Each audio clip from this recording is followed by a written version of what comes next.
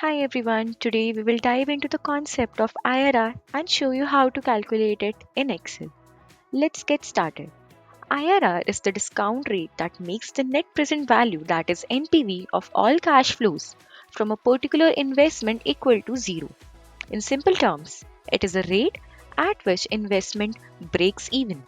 To calculate IRR in Excel, we can use its inbuilt formula, that is equal to IRR, and we just need to provide the cash flows.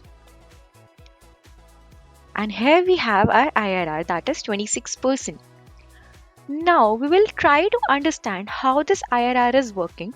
So we just learned that IRR makes all our cash flows equal to our initial investment. So if we go by our present value formula, we will simply use future value divided by 1 plus. This time we will be taking our IRR to the power of its period, that is 1. We will simply drag the formula towards right, and we can see that the sum of our cash flows is equal to 1000. The higher the IRR, the more attractive the investment is. Typically, if IRR exceeds the cost of capital, the project is considered profitable.